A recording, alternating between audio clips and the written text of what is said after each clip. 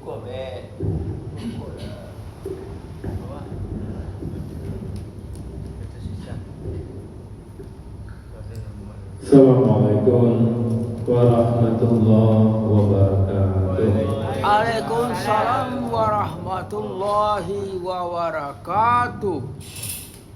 Auzubillahi minasyaitonir rajim. Bismillahirrahmanirrahim.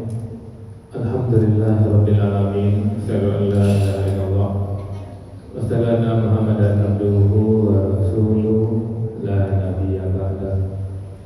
Allahumma shalli ala sayyidina Muhammad wa ali sayyidina Muhammad.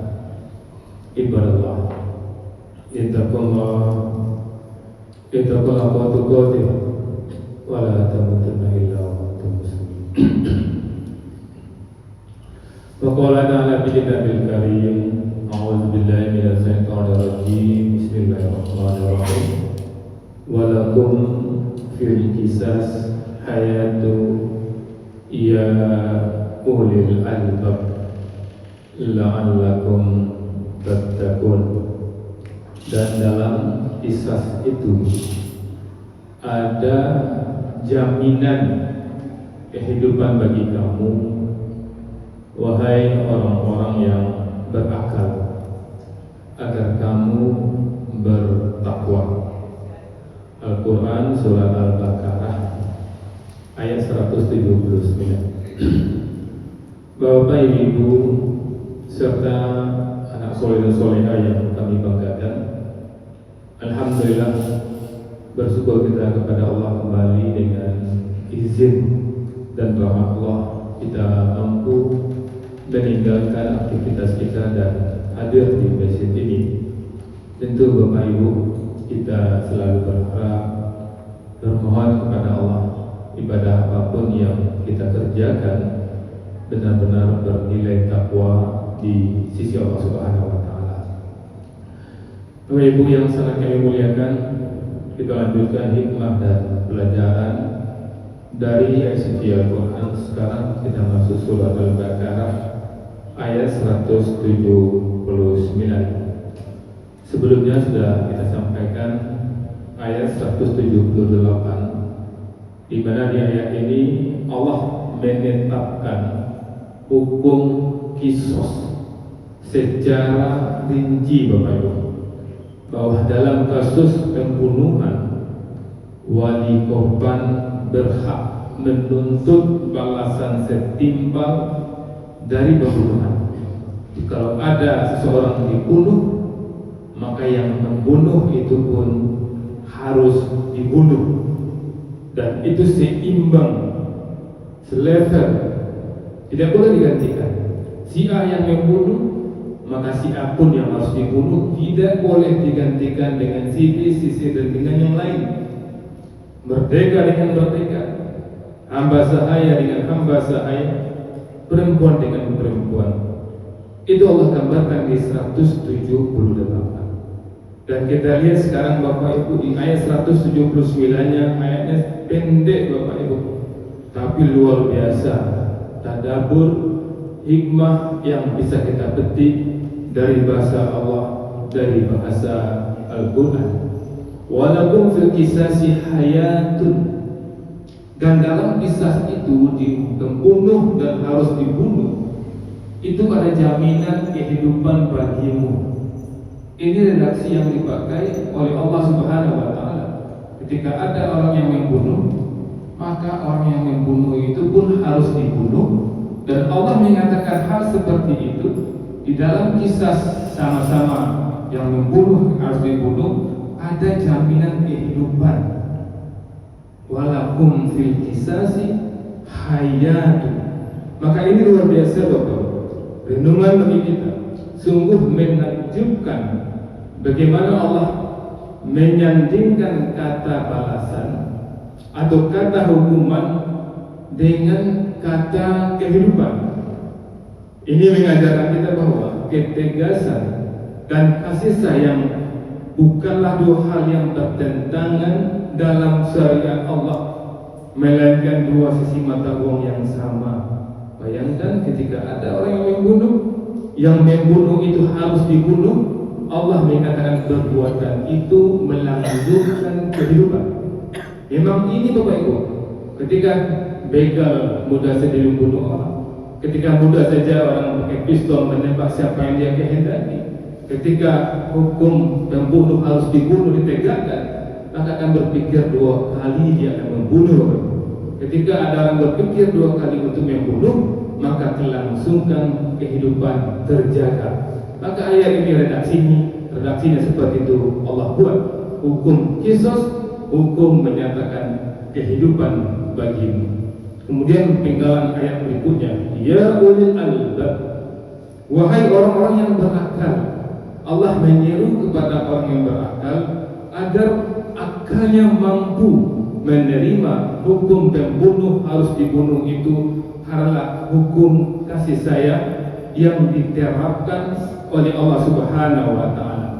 Dan ketika kita sudah menggunakan akal kita, Allah mengatakan dan telah memenuhi perintah Allah untuk menegakkan pembunuh harus dibunuh, Allah mengatakan la'allakum tattaqun, agar kalian bertakwa. Ayat ini ditutup dengan tujuan akhir dari seluruh syariat. Takwa, penerapan kisah bukan tujuan itu sendiri, melainkan sarana untuk membentuk masyarakat yang bertakwa, masyarakat yang takut melanggar hak orang lain karena mengingat balasan Allah di dunia ini. Kalau ada orang yang membunuh, maka dia pun harus dibunuh. Bisa kita lihat Bapak Ibu, di sebuah negara yang menegakkan hukum kisos atau hukuman mati bagi pembunuh berencana secara konsisten dan adil, tentunya secara statistik terbukti cenderung memiliki angka pembunuhan yang jauh lebih rendah dibanding negara yang hukumnya lemah atau tembang pilih. Makanya Bapak Ibu, dan terbukti sebaliknya di lingkungan di mana pelaku kejahatan sering lolos dari hukuman karena uang atau koneksi. Maka ketika Anda tidak menyaksikan si A membunuh si B, ada saksinya, maka si A pasti dibunuh pula kalau ayat ini ditegakkan. Hikmah apa yang bisa kita ambil luar biasa dari penggalan ayat ini Bapak Ibu? Keadilan Allah selalu membawa kehidupan, bukan kehancuran. Setiap hukum yang Allah tetapkan Bapak Ibu, walaupun tampak keras, pada hakikatnya adalah rahmat yang tersembunyi. Ketika Allah mengatakan, ketika ada orang mencuri, maka hukumnya dipotong tangannya. Hukuman ini tidak ditegakkan, dikatakan hukumannya kejam, melanggar HAM. Tapi kenyataan yang kita lihat, ketika ada orang mencuri di pasar raya, kita lihat ketika ada orang main copet, semua berkumpul, semua mengejar, dan semuanya memukul sampai mati. Sementara Allah mengatakan kalau ada orang mencuri tidak dibunuh, cukup dipotong tangannya. Tapi orang tidak mau, hukuman ini katanya kejam. Tapi yang mereka lakukan ketika ada orang maling motor, maling helm, mereka bersorak, mereka mengejar, dan mereka bunuh bersama-sama. Ini kenyataan. Maka Allah mengatakan ketika hukum Allah dilaksanakan, kehidupan itu akan berlanjut. Luar biasa ini Bapak Ibu. Sayang, maka Allah mengatakan ulul albab, hanya orang yang berpikiran jernih yang bisa memahami setiap hukum Allah. Kemudian yang kedua, yang bisa kita ambil hikmah yang luar biasa dari ayat ini, balas dendam tanpa batas adalah sumber kehancuran. Ketika ada si A dibunuh, maka yang membunuhnya pun harus dibunuh. Tapi ketika yang tidak ditegakkan, maka keluarga si A akan selalu mengintai untuk membunuh si A ini. Jahiliyah hancur Bapak Ibu karena rantai dendam yang tak berkesudahan. Maka Islam memutus rantai itu dengan keadilan yang proporsional. Dan itu yang bisa kita ambil Bapak Ibu. Setiap kali hati kita ingin membalas melebihi kezaliman yang kita terima, ingatlah bahwa itulah jalan kehancuran, bukan keadilan. Pernah kita dengar ada seorang membunuh satu keluarga. Kenapa dia bunuh satu keluarga? ternyata salah satu dari keluarga itu membunuh anaknya. Anaknya cuma satu yang meninggal, tapi karena dia kesal, dia bunuh satu keluarga. Sementara Allah mengatakan, ketika satu orang yang meninggal, maka satu orang pula yang dihukum untuk meninggal. Ini luar biasa apa yang telah Allah gambarkan ini. Kemudian Bapak Ibu, hikmah berikutnya yang luar biasa. Pemaafan tetap menjadi pilihan termulia. Karena Allah menggambarkan di ayat 178-nya, ketika kita memaafkan orang yang membunuh keluarga kita, maka itu lebih baik.